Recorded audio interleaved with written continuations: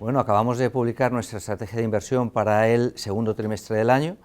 y es una estrategia de inversión que sigue siendo pro bolsas, pro bonos, pro riesgos, a pesar de lo que estamos viendo en cuanto al lío que hay con respecto a bancos europeos, sobre todo, aunque el origen está en bancos americanos y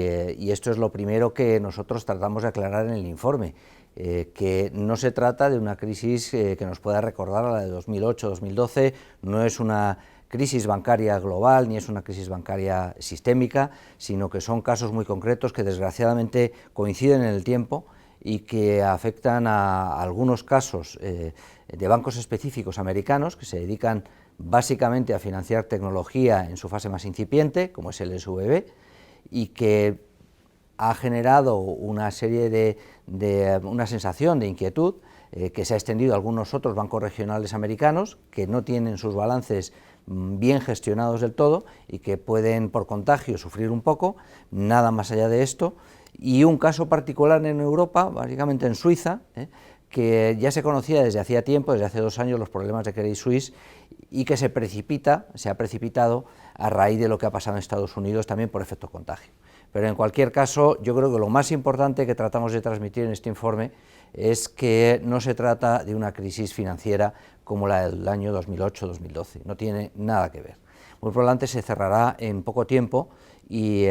se deberá ser interpretada más como una oportunidad para seguir construyendo cartera de cara a cómo queremos estar en diciembre del año 23, incluso en el año 24-25, porque seguimos defendiendo que este es un proceso de expansión económica, un ciclo nuevo de expansión económica, distinto, un poco más suave que en ciclos anteriores, pero que se va a extender entre los años 23 y 25, ¿no? Y que hay que posicionarse a tiempo porque si no nos encontraremos con que nos hemos quedado fuera antes de lo que pensamos. Este es el asunto más importante, creo yo, para aclarar dónde estamos. En segundo lugar,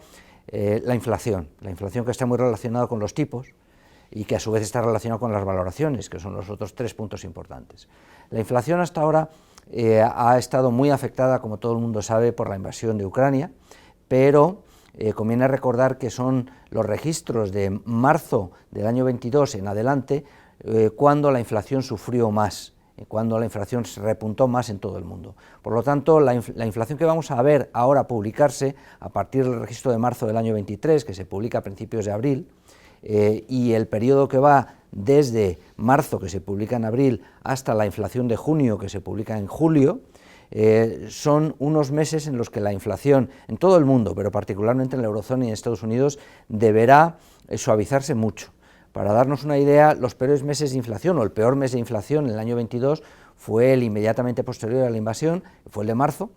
cuando en Europa, en ese mismo mes, en ese único mes, la inflación subió 240 puntos básicos, 2,4% solo en el mes, y en Estados Unidos 300 puntos básicos, 3,0%, ¿no? De manera que cuando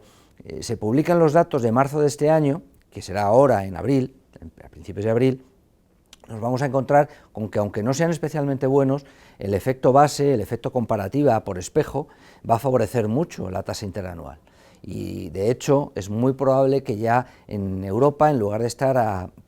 8,5, por ejemplo, pues se empiece a situar en el entorno del 7. Eso al principio de ese periodo entre marzo y junio, o abril y julio, ¿no? Y en la inflación americana va a pasar algo parecido, retrocesos relativamente rápidos. Eso lo vamos a ver de aquí a junio a julio, como digo. Por lo tanto, este segundo trimestre es el trimestre en el que vamos a poder comprobar cómo la inflación deja de ser un problema grave. Seguirá siendo un problema, pero deja de ser un problema grave. Seguirá siendo un problema porque a final de año se va a situar en el entorno del 3 y mucho, 4%, pero ya son niveles que, aunque no son los deseables,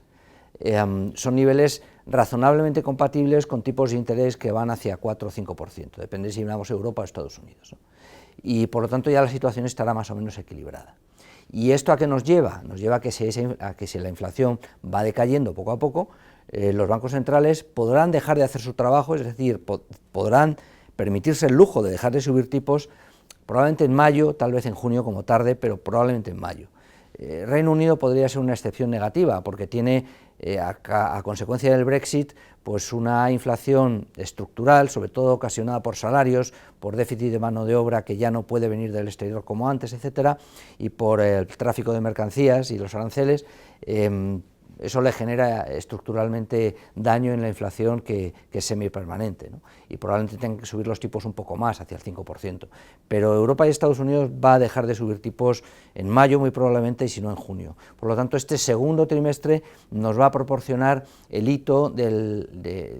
fin de las subidas de tipos por parte de bancos centrales, que eso también es bueno, ¿no? Y eso abrirá de alguna forma la expectativa que en el año 24 en algún momento empiecen a bajar un poquito los tipos. No va a ser inmediato, será en el año 24, pero la expectativa se va a empezar a descontar ya en el segundo semestre, ¿no? Y eso nos lleva a unas valoraciones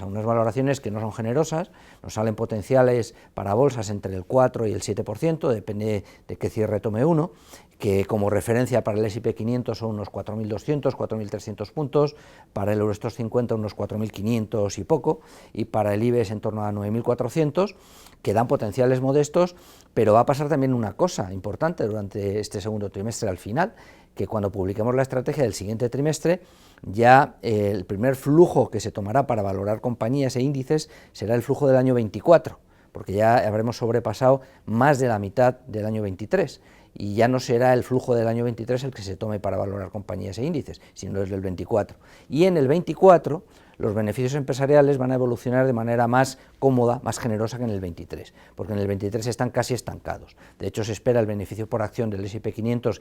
que haga más 1,5% más o menos, y del Stoxx 600 que haga menos 0,9, menos 1%, ¿no? O sea que los beneficios empresariales este año no van a aportar gran cosa en un contexto de subidas de tipos, por eso las valoraciones de la bolsa son más bien conservadoras o modestas, ¿no? Con poco recorrido. Pero en cuanto a partir de junio las valoraciones se actualicen, los beneficios por acción pasan a ser de más 12 y más 6% respectivamente para Estados Unidos y para Europa, y eso en un contexto de tipos que probablemente bajarán un poquito, mejorará mucho las valoraciones. Pero es cuando todavía eso no se ve, que es ahora, cuando tenemos la oportunidad, aún a precios razonablemente buenos, de posicionarnos y construir cartera, lo que queramos hacer de cara a final de diciembre, a final de año, hacia diciembre de 2023, o ya incluso 24-25, porque lo que sostenemos en el informe también, y lo digo ya para terminar, es que estamos en un ciclo expansivo menos agresivo, menos generoso que otras veces, pero que es un ciclo expansivo que se extiende hacia los años 23, 24, 25, ¿no? Estamos al principio de ese ciclo y es ahora cuando todavía podemos actuar construyendo cartera, ¿no? Muchas gracias.